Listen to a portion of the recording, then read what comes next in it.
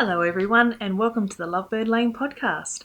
My name is Julianne and I can be found as Lovebird Lane on Ravelry and Instagram. Thank you so much for spending some time with me today to talk about my making from the last week. So here we are, we're here again. I'm feeling a little under the weather today, so I'll probably keep this relatively short and sweet. I don't want to really tax myself too much today. I know that sounds really pathetic, but yes, I've woken up feeling not very well, as well as it happening to be that time of the month as well. So I'm kind of over it. I wasn't actually going to podcast today, but I thought, no, I should do it. Just keep it short and sweet, talk about what you've been working on and, and get on with it. The whole world can't stop because I feel crap. So, anyway, I've been working only on two things. I haven't done a lot. I've done a lot. I've done knitting. I've done some crafting. However, it's mostly knitting. I haven't done any spinning. I did try to ply the singles that I showed off last week from my electric eel wheels nano, and I either don't have enough twist in my singles or I've got some points that are a little bit fine, not enough fibre in them to ply on my jumbo e-wheel because they kept snapping, which was getting very frustrating. So I started to ply and then I gave up. I'm not sure what I'm going to do with that. I think I'll probably have to put it on a manual wheel to ply it, just so that I have full control, because the Jumbo E-Spinner is a bobbin-led spinning wheel, and the bobbins are very big, and it has a lot of pull. Bobbin-led has a lot of pull, and I think it's just that excessive pull with some possibly underspun / too thin sections in my singles that is creating the snapping. So I think I need to transfer that to a manual wheel so that I can fully control in a Scotch tension how much uptake I have on those singles. So that's not something that I am going to show you today. That will be at a later date when I take it out of the naughty corner. Not that it's done anything wrong, really. It's just my frustration, and it's kind of, I've put it in the naughty corner for the moment. What I have been working on is I have still been working on my shawl that I showed you last week, and I have also started a new project, so I guess we can get on to that now. And you'll have to bear with me, I am sniffing a little bit. My nose is a bit runny today. It could be hay fever. We've got a lot of wind today. It's going to be a rather warm day, and we're possibly expecting some dust storms later in the day. So I could just be having an allergic reaction, and that's why I'm feeling so rubbish today. But if I sniff, I apologise, because that is something that I'm dealing with right now, is a little bit of a runny nose. But alrighty, let's get on with what I have been knitting. This is my All About That Brioche Shawl. I am still working on it. I completed I'd almost finished last week the first section. That was this one here, and this is Wool and Vine Yarns, and this is her Feyre colourway on her footsie base. And if you recall, Feyre is a character from A Court of Thorns and Roses trilogy that Kristen and I have both read, and we're both fans of. So I, of course, had to pick up the yarn that was the namesake of the characters in the book. So this is Feyre here, which is sort of a red, burgundy, blue. And then I was almost to the point where I was going to start my brioche section last week. I had to rip back because I knew that the yardage of the footsie is less than the yardage of the Madeline Tosh, which I think it was Madeline Tosh that was used on the design. I think Madeline Tosh has about 420 yards per skein, and the footsie only has 400. So I had to do a little bit of an adjustment. And according to the pattern, she recommended having a third of your yarn left. She said she had 35 grams of her yarn left. I equated that, I did the math, and I equated that to 37 grams of my yarn left.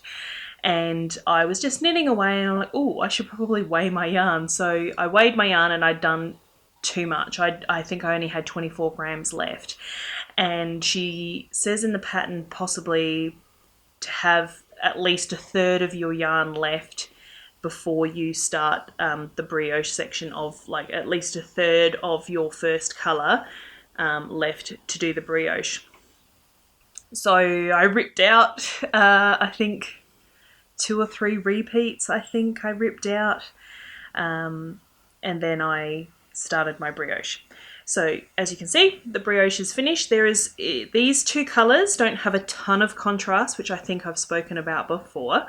And basically you have there's 2 sections of brioche here. I think that's around about where it stops and it goes to the next colour. So the first section here uses colour B as the knit stitches on the right side, and the second section of brioche uses colour A as the knit stitches on the right side.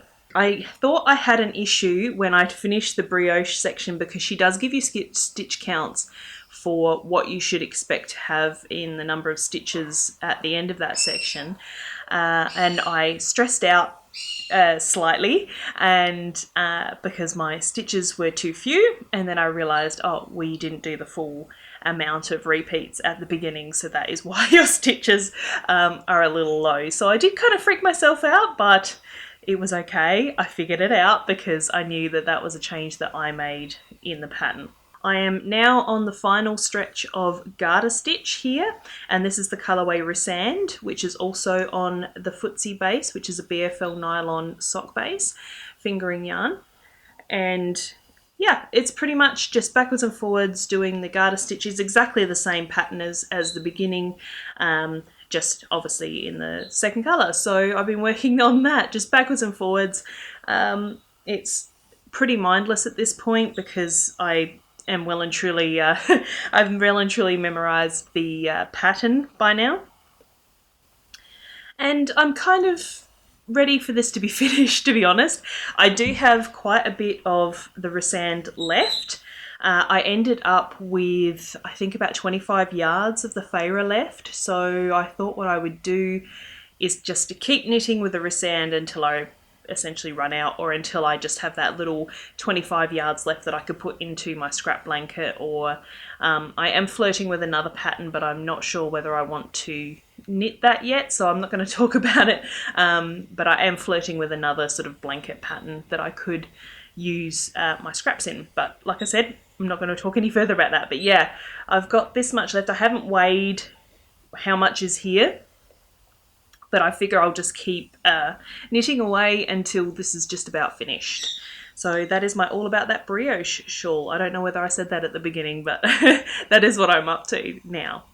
And as I said, there is only one other thing that I have been working on, and this is something that I started yesterday because I discovered some yarn. I think I may have heard about this yarn before, but I'd never actually seen it. I wandered up to our local Spotlight to look and see if I could find any findings for my beaded stitch markers, or sort of brooch backs to be able to make brooches out of my beadwork and things like that. Unfortunately, Spotlight's range has really gone downhill, and there wasn't really anything there that I thought was suitable, but I found myself stumbling into the yarn section, as you do, because I saw some interesting looking little plats of yarn hanging up, and it turns out that there is a yarn, you probably have heard of it, but it is called Caron Cross Pantone, or Caron X Pantone. And they're basically colours that Caron has worked together with Pantone, I'm assuming, to create a range of colours. So I will pick up one of them and you can see what I mean about, like, I saw little plats of colour. So just let me grab that. So this is one of the plats that I have purchased. I bought 3 of these. So this is kind of a stash acquisition slash work in progress. And this one is in Strawberry Chill. So it's Caron X Pantone. And there's this little card here that's got the Pantone colours of what is in the yarn. So Spotlight had a bunch of these, and I picked some up for, I just thought I could create some sort of bulky, because it's bulky weight. It is acrylic nylon with a little bit of wool. So it's 60% acrylic, 20% nylon, 20% merino, which I normally would not go for, especially not for a garment against my skin. I mean, I'm trying to get rid of a lot of plastics in my life anyway, and then I've gone and bought acrylic and nylon yarn. But the colours, it was all the colours' fault. So this wasn't actually one of the ones that I initially got, and I kind of got a little bit miffed because I'll show you the colours that I bought the other night for on Monday night for the probably, I think it's going to be a poncho, but I'll grab that for you now to show you. I got two different colours, so that I've got this one, which is called Dane Grey, and let's see, a bit of shine on that tag. So they have solids. This is Dane Grey, so it's a nice kind of, it's very strange. I think it's possibly because of the synthetic fibres in there, because it's got a shine, so it almost looks like a warm grey, but there's like a blue cast to it as well. So, you know, so I got some grey, and then I got some rainbow ones. These are River Rock, and I've got these to do like a stripe contrast within it. So these ones I picked up on Monday, and the rack said $12 each, and I'm like, oh, okay, yeah, that's all right. And I took them up to the register, and they all scanned at $7.20 because they were having a sale. So I was like, oh, that's really good, because there was heaps more colours that I wanted to get, but I didn't pick them up because I thought they were all $12. So I only grabbed what I wanted for this one project. And come to find out they're $7.20, and I didn't go back at the time because I was due to meet Simon at the shops across the road to do our grocery shopping for the week. And so, yeah, I didn't go back and grab the other ones that I wanted at that time. But anyway, I came home and I looked for patterns for these. I'm still not settled. I think I might do a poncho type. I'll put a picture in so that you can see it. And I might do that sort of bolero. No, it's a bolero, not a poncho, sorry. Like a bolero, big oversized bolero jacket, sweater, I don't know what you call it, a cardigan. And that's possibly what I'll do with these. I do have enough yardage here for that. However, I did see a Quince & Co. No, not Quince & Co. It was a Madder. It was in one of the Madder anthology books. I popped that in too, and I only need possibly one or two more skeins to be able to do that sweater, and I kind of feel like that sweater would get more wear than the bolero. I kind of settled on the bolero because of the yardage that I had, but I thought I could go back and get just a couple more and I would be able to make that sweater. So that the jury's still kind of out on that for the moment, but this will be the colours that I will be using. So it's the River Rock and the Dane Grey. I bought the pattern book that the bolero was in. It is called It's Not Me, It's You, and it's a book of patterns.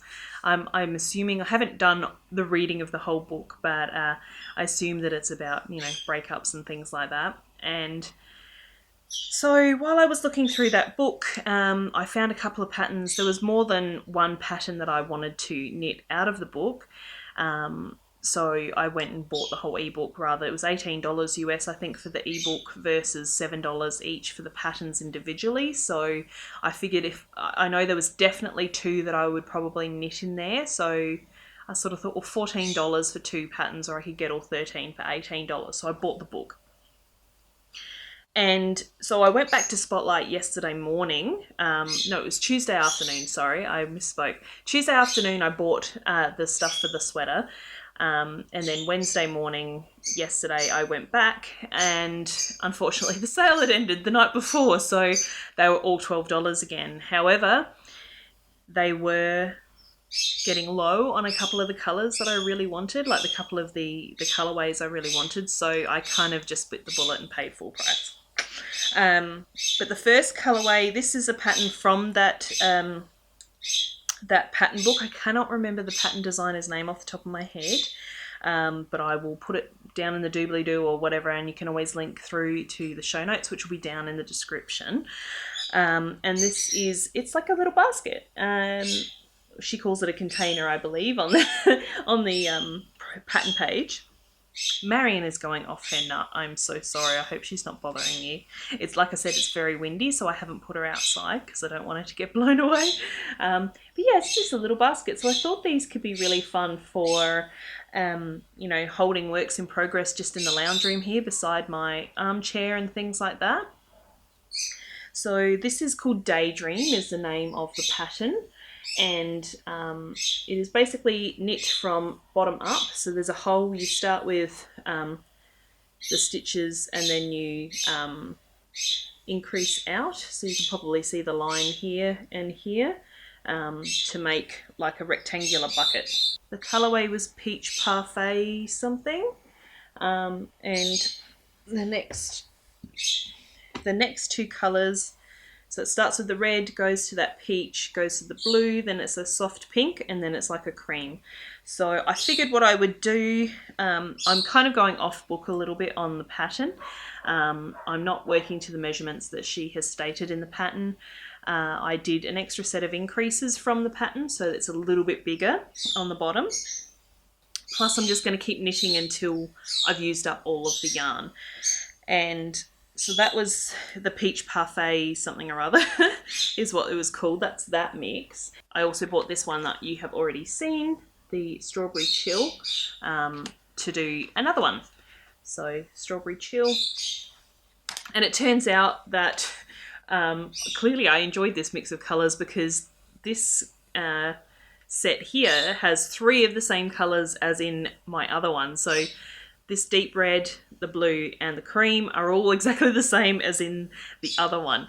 But I thought, seeing it's going to kind of be a homeware kind of thing, it's probably not a bad thing that there's colours that tie them together, even though they are different. So I sort of thought that was probably more of a happy accident that they turned out to be the same colours. So these ones will also become a knitted bucket like the other one. I'm thinking what I might do for the second one is to drop a needle size though, because even though I've gotten gauge, I checked and I do have the right gauge for this. It is very floppy, and it's going to be down to whatever is inside the bucket to keep the bucket to have its shape. So what I thought I might do, especially because I think this one's going to be quite big with using up all of the yarn, this will bring my stitch size down a little bit if I drop a needle size. So I'll see how that goes. But yeah, these are going to be turning into a knitted Daydream bucket as well. So I can keep my works in progress nice and tidy beside my couch. Because my shawl that I spoke about just before has just kind of been thrown about and left wherever, and because I don't have any project bags that I can get to right now to put it in, so I thought these little buckets would be perfect for having my whips at home just sitting beside the couch. So there you go.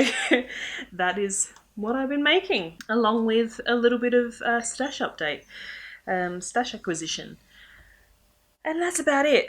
I'm suddenly very thirsty. My throat is not very happy today. So yeah, I think that's about it. We will be moving all of our things into the garage very soon. I believe we're going to get a truck this weekend to get all the big stuff and bring it here. So we're getting close now to finally being reunited with our belongings and being able to shift things out of the dining room so I can start setting up my craft space, which you have no idea. I am so excited. I put in an order the other day for yarns so that I can start dyeing Christmas yarn, and that I am so excited about. I put a post on Instagram and everybody seemed really excited, so I'm really excited that you're excited, and I can't wait to try out my 2019 colorway. I have an inspiration picture and I'm going to be working on that. So yeah, I'm pretty excited to get working on 2019's Christmas colorway. However, last night I did have an idea for yet another colorway, so I don't know whether there's going to be 2 colorways this year or just I'm going to stick to the one. But yeah, I'm excited to start, and I'll get that yarn. Should be here next Wednesday, so I've got a lovely big order of yarn coming, and I can't wait to get my hands on it because I've got some new bases in there. I have cut my base catalogue, and I've got a couple of new bases that I hope you guys are all going to be excited about because I'm so excited about them too. So hopefully I can share them next week and you can see, hopefully, if they arrive before I record, because normally I would record on a Wednesday and they're due on Wednesday, so hopefully they'll be here and I'll be able to show you. And yeah, that's kind of it really. There's not really much more to say other than I'll be moving stuff again this weekend, but it's all for the best. And anyway, thank you so much for watching. If you enjoyed the episode, please do give me a thumbs up, give me a like down below, and if you really loved it, remember to subscribe. I try and do these every week, and I love spending some time with you. And I did get some feedback that from a couple of people that a live stream podcast would be of interest. So if you also feel that way, please do let me know down in the comments. The more people who say they are interested, the more likely it's going to happen. But until next time, I wish you happy knitting, happy crafting, take care of yourselves, and I will see you in the next one. Bye.